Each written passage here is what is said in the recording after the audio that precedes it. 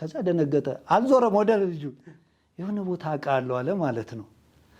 ልታውቀኝ ትችላለህ። ያው እኔ የማስበው ፊልሞች ላይ ነው።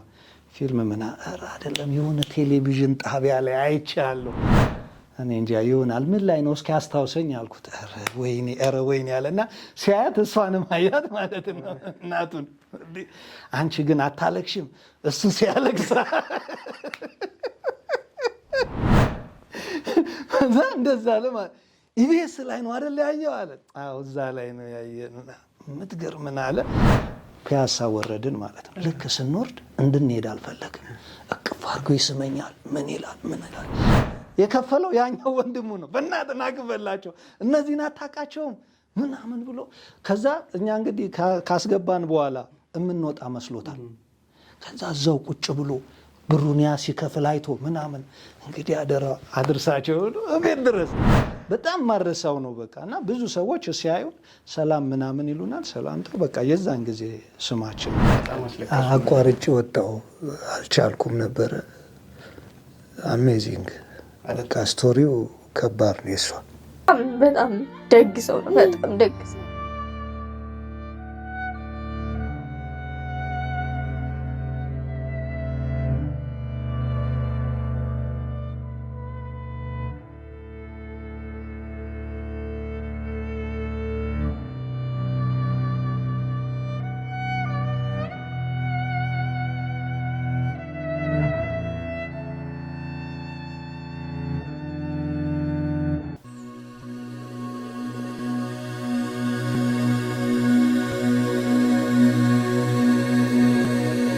ዳዲ እንኳን ደህና መጣ።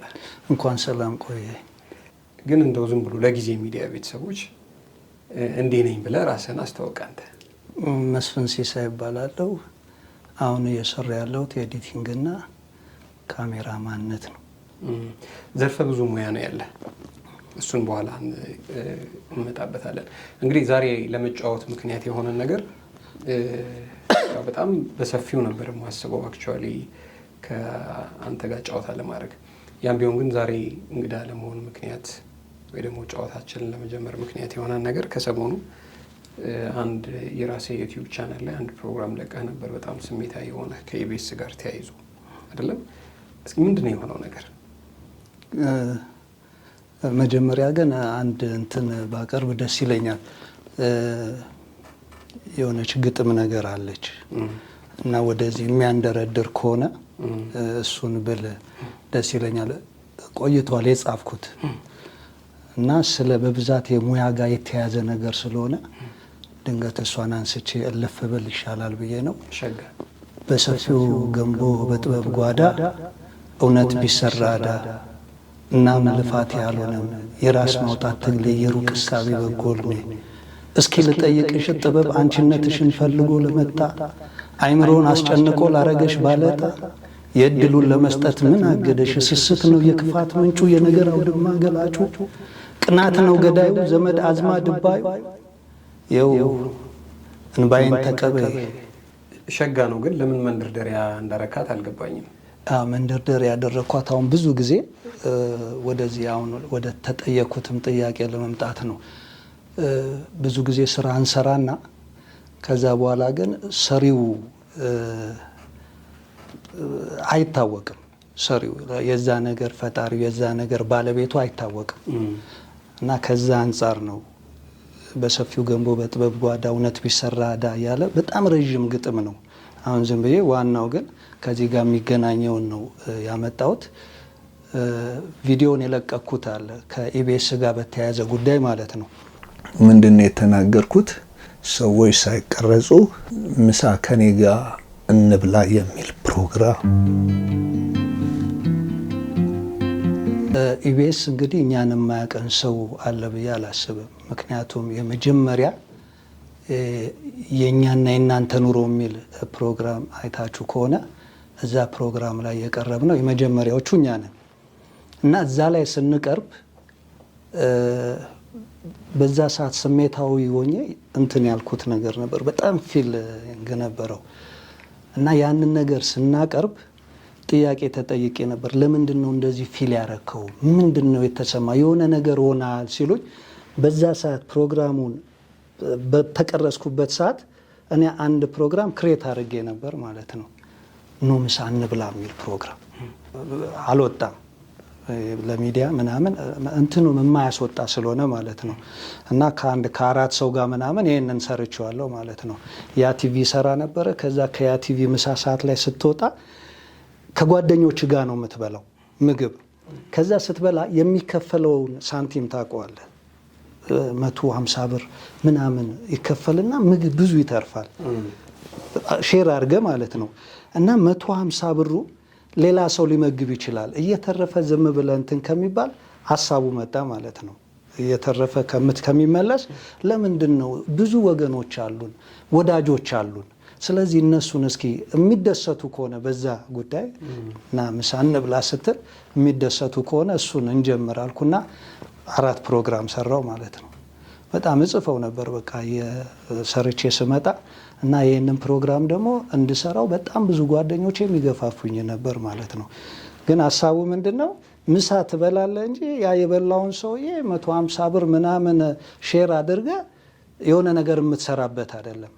እና ያ ፊል አስደርጎኝ ኢቢኤስ ላይ ይህንን ነገር አናውንስ አረኩ ማለት ነው። ስቱዲዮ ያላችሁ ቆይታ ላይ ነው? ስቱዲዮ ተቆርጦ አልታየም ማለት ነው። ስቱዲዮ የገባን ሰዓት ለምንድን ነው ፊል ያረከው? መጀመሪያ ሲታይ ፊሊንጌ ነበረ። ከዛ ምንድን ነው ፊል ያረከው ምናምን ተብዬ ስጠየቅ ይሄንን ያነሳሁት ማለት ነው። ሰዎችን ምሳ ብናበላ የሚል ፕሮግራም ሰራው ማለት ነው። እዛው ላይ በእርግጠኛነት ቪዲዮም ይኖራል፣ ያውቁታል እሱንም ማለት ነው። ከመቀበል ይልቅ መስጠት በጣም ትልቅ ቦታ አለው። ምክንያቱም ትንሽ ነገር ስንሰጥ ትልቅ ነገር እግዚአብሔር ደግሞ ያዘጋጅና ይሰጠናል ማለት ነው። እና ሀሳቡ ራሱ እንደዚህ ነው። በቃ ኢትዮጵያዊ ለሆነ ልክ ከቢሮ ስወጣ ያገኘሁትን ሰንበዲ ምሳ እንብላ ነው የምለው። ምሳ እንብላ ነው የምለው። እና እንደውም አንዴ ትዝ ይለኛል በጣም ሰው ፈልጌ አጣው ማለት ነው። በዛ አካባቢ ማለት ነው። በቃ ሊበላ የሚችል ቦሌ ወሎ ሰፈር የለም፣ በሱ በኩል ነው የምትሄደው ኢትዮ ቻይና መንገድ። በሱ በኩል እና በቃ አጣው በጣም እንትን ብሎኝ። ከዛ የሆነ ቦታ ላይ ቆሜ እየጠበቁ ልጆች እቃ ያወርዳሉ ከመኪና ላይ። ከዛ ሲያወርዱ ሌላ ልጅ ሊያወርድ መጣ ማለት ነው። ሰውነቱን ልነግር አልችልም። በጣም ፊዚካሊ በጣም የሚገርም ነው ምናምን። ከዛ እኔን የጠየቀኝ አባ ላውርድ እንዲህ ያለ ማለት ነው። ይሄ ልጅ ምን ያህል እንደተቸገረ አስብ እንግዲህ። የኔ እኮ አይደለም የልጆቹ የሚያወርዱት ነው አልኩት። ኦኬ ምናምን አለ። ከዛ ሳየው በጣም ገርሞኛል። እና ምሳ ብንበላ ከኔ ጋር ስለው ደነገጠ። ምን ማለት ነው አለ። በቃ ደግሞ እዛው ብራና ማተሚያ ቤት የለም እዛው ጋር ስለነበርኩኝ ምሳ የምትበላ ከሆነ የሚያባላኝ ሰው እየፈለኩ ነበር ምናምን ስለው ደነገጠ። በቃ ሰው እንዲደነግጥ ነው ማድረግ ያለብሽ። ለማሳየት እኮ አይደለም። ስታሳዩማ የሆነ ቢዝነስ እየተሰራበት ነው። ከዛ ያንን ነገር ምን አደረኩኝ? እያጫወትኩት በጣም እያወራን ብዙ ነገር ብለን ከዛ ገብተን ምሳ በልተን ስንወጣ ሁሉ በቃ እንደዚህ አይነት ሰው አለ ወይ እስከዚህ ድረስ ማለት ነው። እና ያንን አናውንስ አደረኩ። ከዛ እስካሁን ትቼው ነበር። 1 ዓመት ምናምን አይሆንም። አሁን የኛ ፕሮግራም ከተሰራ 1 ዓመት ምናምን ይሆናል። 1 ዓመት። ስለዚህ እሱ ሀሳብ ነው አሁን ኢቢኤስ ላይ እየተደገመ ያለው ነው። ምሳ እንብላ የሚለው ፕሮግራም የኔ ፕሮግራም ከኔ በኋላ ነው የመጣው ፕሮግራሙ። እና እሱ ፕሮግራም መጥቶ ከዛ ምንድነው እኔ አየሁት። አሁን ከዚህ በፊትም እኮ ብዙ ጊዜ ታየዋለህ ፕሮግራሙን ማለት ነው። ግን እንትን አትለውም። ኦኬ ፕሮግራም የኔም ቢሆን ሰዎቹ ከተጠቀሙ ምንም ችግር የለውም ትያለሽ። ከዛ በሆነ አጋጣሚ ደግሞ ሲመጣ በቃ ከኔ ካሰብኩት ውጪ ስራ ሲሰራየው ማለት ነው። በጣም ፊልም ያስደርግ። እኔ መጽሐፍ ጽፌያለሁ፣ መጽሐፍ አለኝ፣ የግጥም መድብል አለኝ፣ ፊልሞች ምናምን እሰራለሁ። ይሄ ሁሉ እነዚህ ሁሉ ሙያዎች ኖሮኝ በእርግጠኛነት ብዙ ሰው አያገኝም። እንደዚህ ሁሉ ሀብታሙ መጣ ማለት ነው። ምንም ባልታወቅ በዚህ አይነት መልኩ ቪዲዮ እንዲሰራ አልፈልግም። አሁን እኔ ኢቢኤስ ላይ የሆነ ስራ ሰርተናል። ያንን ስራ በጣም ደስተኛ ሆኜ በጣም እንትን ሆኜ ሰርቼ ህዝቡ ሁሉ እስኪደነቅ ድረስ እንዲታይ አድርጌያለሁ። የኛ ስራ ማለት ነው። ግን እኔን ሳፖርት ሊያደርጉ አይደለም እነዚህ ሰዎች የኔን ፕሮግራም የሰሩት። እኔ እንደ አንድ ኢትዮጵያዊ ዝቅተኛ ኑሮ እንደሚኖር ማህበረሰብ ተከሰትኩ ማለት ነው። ከዛ ከኛ ጋር የነበሩት ደግሞ እንደ አንድ ሀብት እንዳላቸው ኢትዮጵያውያን ተከሰቱ ማለት ነው። ስለዚህ እነዚህን ሰዎች እንዴት እናጣምራቸው፣ እነዚህን ሰዎች እንዴት ነው ባላንስ ተደርገው ይሄዳሉ የሚል ፕሮግራም ነው እንጂ የተሰራው ስለ እርዳታ ምናምን በታምር እስካለን ድረስ ባለችን ጊዜ ጥሩ ኑሮ መኖር አለብን። ለሁላችንም ጥሩ ኑሮ ይገባናል። ይሄንን ደግሞ አንድ ሰው እንደ ሮዚ አይነት ሰው ማድረግ የሚችለው ነገር ነው ብለን ለማነሳሳት ነው እንጂ ማንንም ጓዳ ለማየት የማንንም ጓዳ እንዲህ ነው ለማለትም አይደለም። ስለዚህ አንቺ በጣም ብርቱ እናት ነሽ፣ ጀግና እናት ነሽ። በጣም ሰው እንደዛ እንዲያስብም አልፈልግም። ሲጀመር የኛና የናንተ ኑሮ ነው። እኔ ያሳየሁት እኔን የሚመስሉ የኔ ቢጤዎችን ኑሮ ነው ያሳየሁት። እነዛ ደግሞ የነሱ ኑሮ ያሳዩ ማለት ነው። እሱ ጉዳይ እንግዲህ እሱ ፕሮግራም በጣም የብዙዎችን ልብ የሰበረ ነው። አንደኛ የእናንተ ፕሮግራም የመጀመሪያው ነው።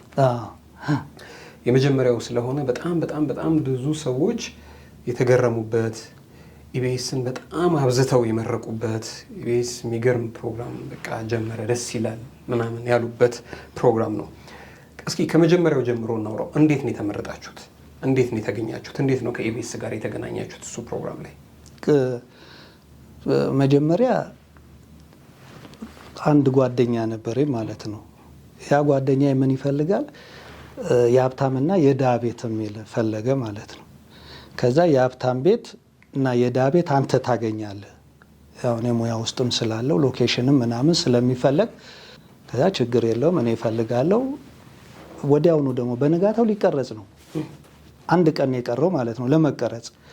ከዛ ለእኔ ልክ እንደነገረኝ ልደታን የተገናኘ ነው። ከዛ ቀጥታ ወደ ቤት መጣው ማለት ነው። ካሳንችስ ከልደታ ካሳንችስ እዛ ድረስ ስመጣ እያሰብኩት ነው። ከዛ ልክ ቤት ስገባ ደወለልኝ ማለት ነው።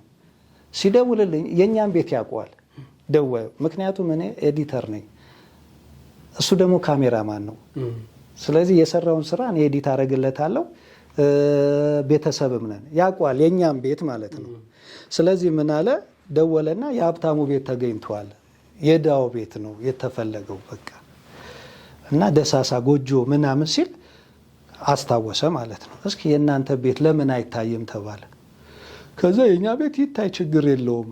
እኔ ያሰብኩት የባል ፕሮግራም አናቅም እኮ በቤቱ ስለመታደሱ ምናምን ሁላችንም አናቅም፣ ቤተሰብ ማለት ነው። ምንድነው እኔ እንትን ያልኩት እሱም ሲነግረኝ የሀብታምና ዝቅተኛ ኑሮ ደግሞ እኮ ድህነት ምናምን አይደለም፣ ዝቅተ ቤቱ የሚመስለው ማለት ነው። ሎኬሽን ፍለጋ አለ አይደል? ለሎኬሽን ነው የመጣው ማለት ነው። ከዛ በቃ ይታይ ተባለ። እንግዲህ 8 ሰዓት ቤት ገብቼ 12 ሰዓት ላይ ሊያዩት መጡ ኢቢኤሶች ማለት ነው። ከዛ ሲገቡ እኔ ኤዲቲንግ የማደርግባት የሆነች ቦታ አለች ማለት ነው። በቃ በርጋ ነው መጽሐፍ መደርደር ያለኝ። ከዛ እሱ ጋር ቁጭ ብዬ ኤዲት እያደረግ ከች አሉ። ከዛ የሆነ ሶፋ አለ ሲወጣ የታየው ሶፋ ምናምን፣ እሱ ብዙ አርቲስቶች ቁጭ ያሉበት ሶፋ ምናምን ነው በቃ። ከዛ እሱ አለ። አጋጣሚ ደግሞ ህጻናቶች አሉ፣ ሁለቱ ኮሚክ ናቸው ልጆቹ። ከዛ ተጠየቅን ምንድን ነው የምትሰሩት ምናምን። ባለቤቴ የምትሰራው ያው ወረዳ ላይ ነበር፣ ወረዳ ላይ። ከዛ ደሞዟን ጠየቀቻት። ደሞዜ እንዲህ ነው። አንተስ? ኧረ እኔ ብዙ ስራ ነው የምሰራው፣ እዚህ ጋር ኤዲቲንግ ይመጣል፣ እዚህ ጋር ቁጭ ብዬ በአንድ ፊልም 7,000-8,000 ብር አገኛለሁ እና በሳምንት ምናምን በቃ ባነሰ ከተባለ 4-5 እሰራለሁ። 4-5 ደግሞ እንደገና ደግሞ ያ ቲቪ ሰራ ነበረ። አጋጣሚ ያ ቲቪ ሲፈርስ ነው እኔ ቤት ቁጭ ያልኩት። ሲዘጋ ያ ቲቪ ተዘጋና እቤት ቁጭ አልኩ ማለት ነው። እቤትም እንደዛው እየሰራው ነው። ያ ቲቪ ሞኜ እሰራለሁ፣ እዚህ ሞኜ ደግሞ እየሰራው ነበር ማለት ነው። ስለዚህ እሱን እየሰራው ይህንን ነገር ነው የተናገርኩት። ከዛ በቃ እሺ ያሉ። ጩጮቹ ደግሞ ተጠየቁ። ጩጮቹ ደግሞ አንደኛው ኤዲተር ነው፣ ፊልም ብዙ ሰርቷል፣ ቃላት ምንም እንትናት በሳቅ ነው የሚገለው ማለት ነው። ትንሹ አሳቃታ።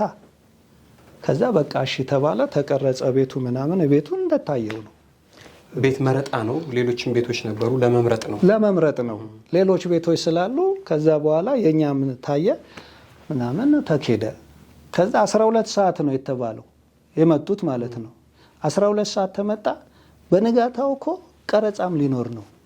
ስለዚህ በንጋታው ቀረጻ ለመኖር የኛም አክቲቪቲ ወሳኝ ነበር ማለት ነው። ሚስትየውም ስትናገር የሚገርም ነው የምትናገረው። ልጆቹም በደንብ መናገር ይችላሉ።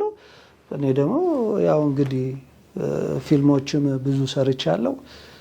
ለማን ብዬ ደራሲ ነኝ። ለማን ብዬ የጻፍኩ ነኝ። መጽሐፍ ጽፌያለሁ። ብዙ ፊልም ላይ ምናምን አክቲንግ ቁጭ ብዬ አክት መስራት የምችል ነኝ። ስለዚህ በዛ ሰዓት ባዩት እንትን 12 ሰዓት ሄዱ። ከዛ ደወሉ ማለት ነው። እንኳን ደስ አላችሁ ምናምን አሉ። የእናንተ ቤተሰብ ተመርጧል። የሚገርም ፕሮግራም ሰራን ማለት ነው። ይሄ ነው ሂደቱ ይሄ ነው። ከዛ ወጣችሁ እናንተ ሀብታም ቤት ሄዳችሁ፣ እነሱ እናንተ ቤት ሄዱ። ሪል ላይፉ ላይ ግን እናንተ እዛ ቤት አድራችኋል፣ እነሱም እናንተ ቤት አድረዋል? አይደለም አይደለ? እናንተም እነሱ ቤት አላደራችሁም? አላደርንም። ምንድነው የሆነው በጊዜው ማለት ነው።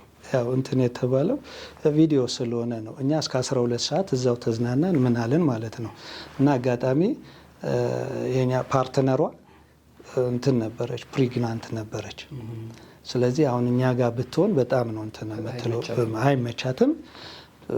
እንደገና ደግሞ እዛም ሆና ታማለች፣ አሟታል። ስለዚህ ምንድነው የተደረገው? እኛ የሆነ ቦታ እንድናደር ተደረገ ማለት ነው። ወደዛ አልሄድንም። ሌላ ቦታ ሆቴል ተከራዩልንና እኛ ሆቴል ገባን። ከዛ እነሱ ወደ ቤታቸው ከዛ እናንተ እዛ ሆናችሁ ቤቱ መታደስ ጀመረ። እኛ የመጀመሪያ ቀን አንደኛው ቀን እዛ ሆነን ማለት ነው። ከዛ ሁለተኛና ሌላ 3 ቀን ተጨመረልን ማለት ነው። አንድ ቀን ነው እዛ ቤርጎ ያደር ነው ማለት ነው። ማታ ተፈልጎ የሆነ ቦታ ታደርን ማለት ነው። ከዛ ካደርን በኋላ ግን አርመኒ ሆቴል ነው የሄድነው ማለት ነው። አርመኒ ሆቴል በቃ ሁሉም ነገር ተስተካክሏል። እኛም በደስታ የሚሰራውን ግን አናውቅም። ቤቱ እየተሰራ እንደሆነ እየታደሰ እንደሆነ አልነገሩንም። ምንም የምታውቁት ነገር የለም።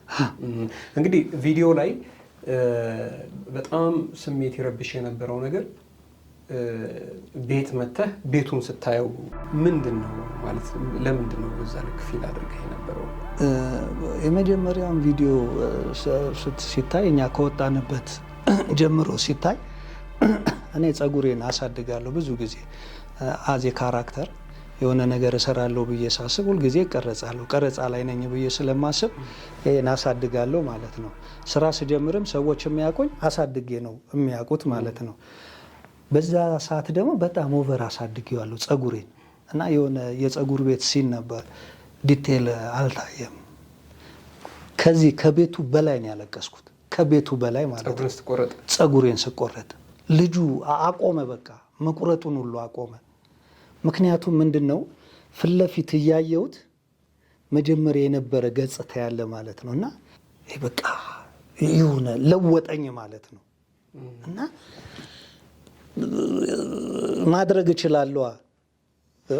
ጸጉር ምናምን መቆረጥ በጣም ለኔ ኢሹ አይደለም።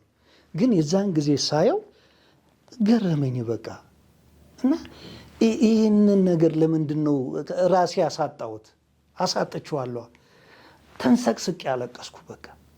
ራሴን ጎዳሁት ነው በጣም እንዴ ምን ሆኜ ነው እያየሁት። እና ልጁ ደነገጠ። ብታይ ምንድነው ምናምን አለኝ። በቃ አላቅም። እኔ እንደዚህ አሁን የምን ስሜት ተሰማኝ መሰለ? ሰዎቹ ከፍለው እያስቆረጡኝ ስሜት ተሰማኝ። መክፈል አቅቶህ አዎ እንደዛ ነው እንዴ ምናምን አልኩ ማለት ነው። እንዴ እኔ እኮ በጣም ብዙ ሰው እኮ ፊልም አሰርቻለሁ። በጣም በቃ 5-6 የዩቲዩብ ፊልሞች አሉኝ እየከፈልኩኝ ያሰሯቸው ማለት ነው። ጽሁፍ ጽፌ ታይቶልኛል። መጽሐፍ 2 መጽሐፍ ምናምን በጣም ብዙ ነገር አለኝ። እና ከራሴ ጋር አወራው ማለት ነው። እንዴት እንደዚህ አይነት ነገር ምንድን ነው ምናምን። ደግሞ በጊዜው ምን ነበር አሁን መጀመሪያ ያነሳነው ነገር አለ አይደለ? አለ በቃ የዛን ሰዓት ሰዎችን ሳፖርት ለማድረግ ስወጣ ምሳ አብሬያቸው ስበላ ሻርፕ አረጋለሁ፣ ጸጉሬን እቆረጣለሁ። አሁን የዛኔ ሳየው በቃ ለካ ምንድን ነው ምናምን አልኩና ፊል አረው እና የዛኔ ያለቀስኩትን እንደው አላሳዩትም እንጂ የሚገርም ነው። ቤት ስትገቡ ካለው ይበልጣል።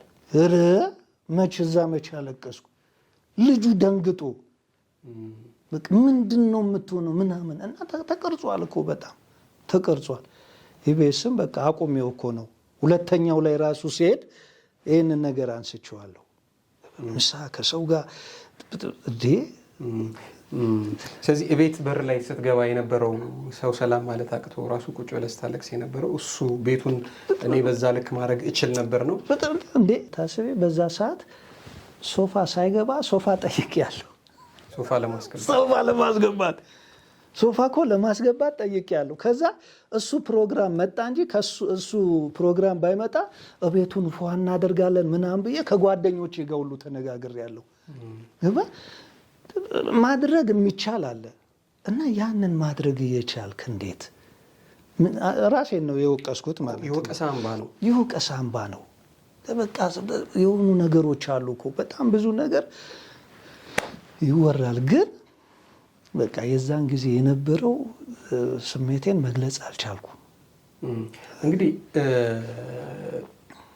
ቤቱ ያው ሰው አይቶታል፣ በደንብ በጣም አይቶታል። አንዳንድ ጊዜ ከስራ ጫናም ከምናምንም ስራ ብለህ ጎንበስ ቀና ብለህ የማታየው ቦታ ይቆሽሻል በጣም ለዘመናት እና ደግሞ ቪዲዮም ላይ ደጋግሞ ሲታይ የነበረው እሱ ነው። በተለይ አልጋ ከተነሳ በኋላ ሲጠረግ ምን ሲል ምናምን ከሱ ጋር ተያይዞ ምንድን ነበረ ምልህ ሙገሳም ሙቀሳም አልነበረም? ምን መሰለህ አሁን እነሱ የታየበትን እኛ እንግዲህ ሲቀረጽ አልነበራችሁም። ከዛ ሲወጣ ነው አሁን ያለውን ነገር ምናምን። ቤቱ የክራይ ቤት ነው። የእናንተም አይደለም ቤቱ? የኛ ቤት አይደለም፣ የክራይ ቤት ነው። እና አከራዮቻችን ብዙ ጊዜ እየመጡ ያልተቀባበትንም ነው የምነግርህ። ብዙ ጊዜ እየመጡ በቃ ይፈርሳል፣ በዚህ ወር ለቁ ምናምን ይሉናል። ስለዚህ ያንን ቤት በጣም ሚስትየው እኮ በጣም በማጽዳት ቆሻሻ ማትወድ በጣም እኔ ይገርመኛል ማለት ነው። በጣም የማትወድ በጣም ብዙ አክተሮች እኮ መጥተው የሚዝናኑበት ነው። እዛው ጋር እኮ ያ ቆሻሻ እየታየ ምግብ ይበላል እንዴ? አይበላም። በጣም በቃ ጣፍጧቸው የሚበሉበት ነው ቤቱ። ሲወጣ ግን ምን ሆኗል? እኔ በጣም ብዙ መጽሐፎች ብዙ እንትኖች የኔ ማቴሪያል የምላቸው በጣም ጠባብ ስለሆነ አልጋ ውስጥ ነው ያስቀመጥኳቸው፣ አልጋ ውስጥ። ስለዚህ እንትኑ ራሱ ቢነሳ የመጨረሻ በቃ በጣም ብዙ የተጻፈበት በቃ ድርሰቱ ይባላል የመጽሐፉ የምኑ ሁሉም ነገር እዛ ውስጥ ነው ያለው። አንነካውም። እንግዲህ ጠርዟን ተከትላ ነው የምጠርገው ማለት ነው። ከዛ ዳር ያሉት ፊት ለፊት ያሉት እየተጠረጉ ይወጣሉ። ወደ ውስጥ ግን የትም ቤት ቢሆን እንደዛ ይሆናል። ሚስትየው ፊል አድርጋለች። እሷ ፊል አድርጋለች። ምክንያቱም ማየት አትወድም ቆሻሻ። እንደ ቆሻሻ ማየትም አትወድ እንዲወጣ ሲባል ሰውም ሊወቅስ ይችላል እኮ፣ ግን በዛ አይነት አትዩት ነው። ሚስትየው ነው የምትላት? እናቱ ነው የምትላት አይደለም? ለምንድን ነው እናቱ? የክብርም ስም ስለሆነ አዎ፣ በጣም በቃ ከምለው በላይ እናት ነች የእውነት ማለት ነው። በጣም እንትኑን ብናገር አሁን የእንትኑ የእሷ ስቶሪዋ ብዙ ነው። በቃ አሁን ሚስትየው ስትል ስለሰማው ታዲያ ሰው እንዲያውቅ ነው እንጂ አሁን እናቱ ብል እናቱ የራሱ እናት ነው እንዳይሉ ነው እንጂ እናቱ ነው የምላት ሚስትየው አይደለም።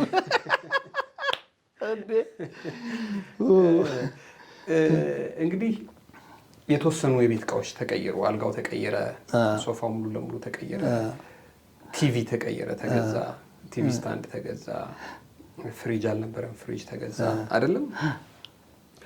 ይሄ ሁሉ ደስ የሚል ስሜት ይፈጥራል አይደለም? እንግዲህ ቤቱ ቀለም ተቀባ። በጣም በቃ እሱን ፕሮግራም ያየ ሰው ኢቢኤስን በጣም አብዝቶ ነው የምነግርህ አይደለም? በጣም አብዝቶ በቃ የሚያውቅም ሰው ኢቢኤስ እንደዚህ ጓደኛህን ምናምን ሁሉ ይላሉ እኔንም። እና ከሱ ጋር ተያይዞ እንግዲህ አሁን ቅድም አንተ እንዳልከው ነው ከኢቢኤስ ከዚህኛው ፕሮግራም ጋር ተያይዞ በጣም ፌመስ ሆናችሁ ነበር ማለት በጣም ብዙ ሰው የእናንተን ጉዳይ መነጋገሪያ አድርጎት ነበር። እና የነበረው ግብረ መልስ እና በጣም እስከ ቅርብ ጊዜ ድረስ ራሱ ለምሳሌ አንዳንድ ፕሮግራም ጋር ስንሄድ የት ነው ማቀህ ምናምን የሚሉ ሰዎች አሉ አይደለ? እስቲ እሱን ነገር እንትኑን አስጨምሮታል፣ እውቅናውን ማለት ነው። አሁን በየመንገዱ በብዛት 4 ሆነን ስንሄድ የሆነ ቦታ ነው ማቀ ነው የሚለው፣ የሆነ ቦታ እናውቃለን ይላል። እንደውም አሁን በቅርብ የማስታውሰው አለ። የሆነ ሰርግ ሄደን ከዛ ከሰርግ ስንመለስ በታክሲ ውስጥ ነበርን ማለት ነው። ከዛ 2 ወንድማማቶች በጣም ይከራከራሉ። አንደኛው በጣም ስክር ብሏል፣ አንደኛው ለማረጋጋት ይሞክራል። እንዴ አንተ ለሱ ለምን ትወግናለህ እንዴ? በጣም እኮ የማይረባ ልጅ ነው ምናምን እያለ ይሰድበው። እንኳት በለው ይላል። ያ ደግሞ ታላቅ ነው። በጣም እየሰደበው እንትኑን ረበሸው፣ ተሳፋሪውን ማለት ነው። እኛ ደግሞ ከኋላ ነው ያለ ነው። ከዛ ዞር አለና ልክ አይደለውም አለ ማለት ነው አይቱን። ከዛ ያው ሳናቀውም እንትኑን ምናምን አለን በቃ ዝም ብለን ማለት ነው። ከዛ ደነገጠ፣ አልዞረም ወደ ልጁ። የሆነ ቦታ አውቃለሁ አለ ማለት ነው። ልታቀኝ ትችላለህ። ያው እኔ የማስበው ፊልሞች ላይ ነው። ፊልም ምን አይደለም የሆነ ቴሌቪዥን ጣቢያ ላይ አይቻለሁ። እኔ እንጃ ይሆናል ምን ላይ ነው እስኪ አስታውሰኝ አልኩት። ኧረ ወይኔ ያለና ሲያያት እሷንም አያት ማለት ነው እናቱን። አንቺ ግን አታለቅሽም እሱ ሲያለቅሳ እንደዛ አለ ማለት ኢቢኤስ ላይ ነው አይደል ያየው አለ። አዎ እዛ ላይ ነው ያየና ምትገርምና አለ። ፒያሳ ወረድን ማለት ነው። ልክ ስንወርድ እንድንሄድ አልፈለግም። እቅፍ አድርጎ ይስመኛል። ምን ይላል? የት ነው የምትሄዱት? አሁን ወደ ካሳንችስ ነው የምንሄደው ስንል ራይድ አስቆመልና እቤታቸው 2ቱ ተፋቀሩ። የተጣሉት የከፈለው ያኛው ወንድሙ ነው። በእናትና ክፈላቸው እነዚህን አታውቃቸውም ምናምን ብሎ ከዛ እኛ እንግዲህ ካስገባን በኋላ የምንወጣ መስሎታል። ከዛ እዛው ቁጭ ብሎ ብሩን ያ ሲከፍል አይቶ ምናምን እንግዲህ አደራ አድርሳቸው እቤት ድረስ በጣም ማረሳው ነው በቃ። እና ብዙ ሰዎች ሲያዩን ሰላም ምናምን ይሉናል። ሰላምታ በቃ የዛን ጊዜ ስማችን ነው አይደለም? አዎ በጣም የሚገርም ነው።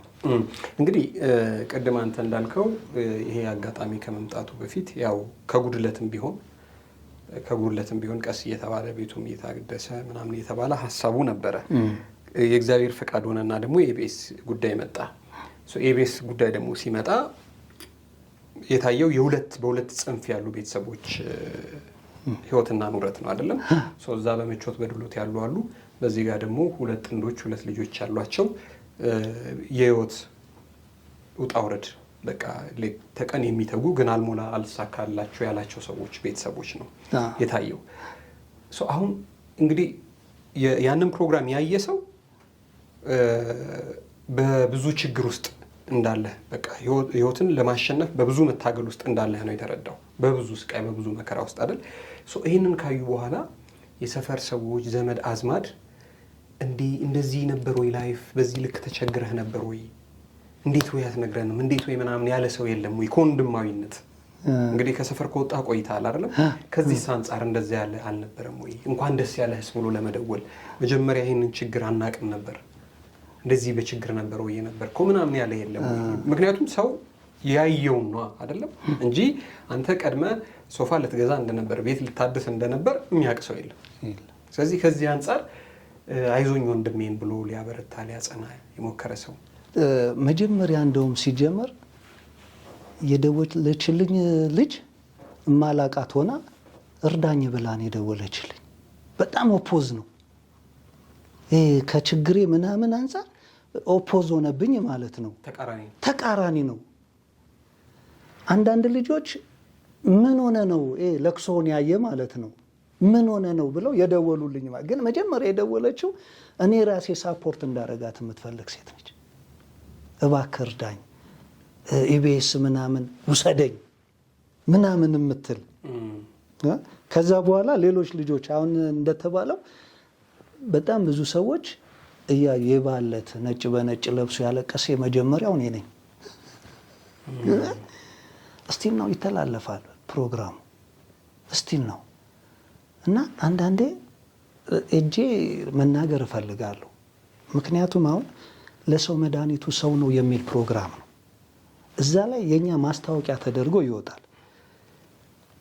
የኛ ፕሮግራም ለሰው መድኃኒቱ ሰው ነው አይደለም እኮ እንደ መጀመሪያም የተናገርኩት ማለት ነው። የኛ ፕሮግራም የእናንተና የኛ ኑሮ ነው። ከዛ ሌሎች ቦታ አሁን ብዙ ጊዜ ለበዓል ምናምን እሄዳለሁ። ለበዓል ሲሄድ ብዙ የሚያሳዝኑ ቤተሰቦቻችን አሉ፣ ጎረቤቶቻችን ምናምን እዛ ሰፈር ውስጥ እነሱ መረዳት አለባቸው ብዬ ሳንቲም ከአመት አመት አስቀምጬ ሳፖርት ነው ማድረገው። አቃሉ ይሄንና እስከዛ ድረስ ነው የሚሄደው። ዛት ሚንስ ሰዎች እኔ በዛ ያህል እንደተቸገርኩ ችግር ውስጥም እንደገባው አያውቁም። ደግሞ የምን ችግር ውስጥ ነው የገባሁት አልኩኝ እኮ አንድ ፊልም ስሰራ 7,000 ብር አገኛለሁ። አንድ ፊልም ስሰራ ማለት ነው። አሁን እንደው እየቀዘቀዘ መጣና በሆኑ ምክንያቶች ወደዛ መሄድ ተሳነን እንጂ ቀላል ነው። ሳፖርት ለማድረግ ነው እንጂ እኔ ሁልጊዜ የማስበው እግዚአብሔር ብዙ ነገር ሰጥቶኛል። ያ የሰጠኝን ነገር መልሼ መስጠት ነው የምፈልገው እና ልክ እንትኑን ያዩ ጊዜ እንደውም ከዛ በኋላ አሁን የመጣው ነው እንደውም ትንሽ ስለ ኢቢኤስ አሁን ያለንበት ትንሽ እንትን ይላል። አሁን ያለነው በኋላ ማውራት ከቻለን ልናወራው እንችላለን። አሁን ያለንበት ማለት ነው። አሁን ቤት ቀይረን አይደል? አሁን ቤት ስለቀየረን ከዛ በኋላ ያለው ነው ፊልሙ ከታየ በኋላ ምናምን ብዙ እንትን አይደለም። እሱን እንመጣልና ስለዚህ ሰዎች ይደውሉ ነበር ነው በዛ ይደውላሉ። ከጉድለትህ ነበረ ሄደ ለችግርተኞች 1,000 ብር 2,000 ብርም ምናምን ትሰጥ የነበረው ነው። እኔ ያሰብኩት ነገር ነበረ፣ ግን አሁን እዚህ ስመጣ ደግሞ ለየት ያለ ነገር ነው ያየሁት ከአቅሜ በላይ ማለት ነው። ግን ይጠቅማታል አይጠቅማትም ሳለ የተወሰነ ነገር ልሰጣት ነው ያሰብኩት። ትልቁ ነገር እንግዲህ አሁን ቅድም አንተ መልሰህ ያነሳኸው ነገር ኢቢኤስ የእናንተን ፕሮግራም ያው ደጋግሞ ማስታወቂያ ያደረገው ነበርና ከሚነሱ ቅሬታዎች ልክ ፕሮግራሙ ሲታይ ደስ ይለዋል ሰው በዚህ ልክ ኢቢኤስ እንደዚህ ሰው ደግፏል ምናምንና ምንም ጥያቄ የለውም። የተደረገው ኮንትሪቢዩሽን ቀላል ነው የሚባል አይደለም። አሁን በወቅቱ በነበርክበት ደረጃ ፍሪጅ ልግዛ ብትል ሶፋውና የሆነ ነገሩ ሊቀር ነው፣ ፍሪጁ ሊበላው ነው። ሶፋውን ስትገዛው ቲቪውና ፍሪጁ ይቀራል። አልጋውን ብትገዛው ሌላውን አትችለው አይደለ? በጉም ነበረ ምናምኑም ነበረ። ስለዚህ ቀላል አይደለም። በጣም በቃ የብዙዎችን አይን የገለጸ ነው። እንደዚህ ማድረግም ለካ ይቻላል ተብሎ ኢቢኤስ በትልቁ የተመሰገነበት ፕሮግራም ነው። ያም ቢሆን ግን ረጅም ጊዜ ማስታወቂያው ደጋግሞ ይታይ ነበርና ከዚህ አንጻር ትንሽ የነበረው ቅሬታ ይሄ ችግር አልፎ ማለፉ ላይ ቀር እና ያ ፕሮግራም አንዴ ከተሰራ በኋላ ደጋግሞ ባይታይ ከልጆቹ ስነ ልቦና አንጻር ገብተዋል። ደጋግሞ ባይታይ ያን ያዩ ሰዎች ብቻ ናቸው ፕሮግራሙን የሚያዩት፣ ከዛ ይረሱታል። ግን እነዚህ ልጆች ያድጋሉ እና የሚል ሀሳብ አስተያየትም ነበር። ይሄም ቅሬታ እንደነበር አውቃለሁ። እሱን በተመለከተ እንድናወራ ነው። አሁን እንደ ፕሮግራም ህጻናቶቹ በጣም ትንሽ አይደሉ። ልጆቹ አንደርስታንድ የሚያደርጉ ናቸው። በጣም የተሰራውን ፕሮግራም ምን አይነት ፕሮግራም እንደሆነ ያውቁታል። ኑሮ ማሳየት እንጂ መረዳዳት አይደለም ሲጀመር መጀመሪያ ማለት ነው። አሁን ፕሮግራሙ ተቀየረና ለሰው መድኃኒቱ ሰው ነው ተብሎ ሰዎችን ሳፖርት ማድረግ ነው። ከመጀመሪያው ፕሮግራም ይለያል ማለት ነው። አሁን እኔ ፊል ያደረኩት ለሰው መድኃኒቱ ሰው ነው ብለው የኛን ፕሮግራም ማስገባት ላይ ነው። በጣም ከተረዳችሁኝ ማለት ነው።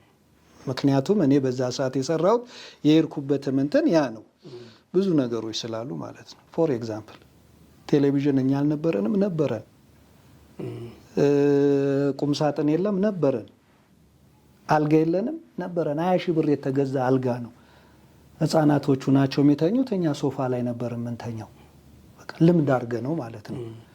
ብዙ ነገሮች አሉ። ከዛ በኋላስ ገባ ቲቪ ሲገባ የእኛን ቲቪ ለሌላ ሰው ነው የሰጠ ነው። እናንተ ደግሞ ለሌላ ሰው ሰጠን የእኛን ቲቪ ማለት ነው። እሺ ከዛ በኋላስ አልጋ ነበረን የኛ። አሁን የገባው አንድ አልጋ ነው። እነሱ ቅያሬው አልጋስ ለሌላ ሰው ነው የተሰጠ።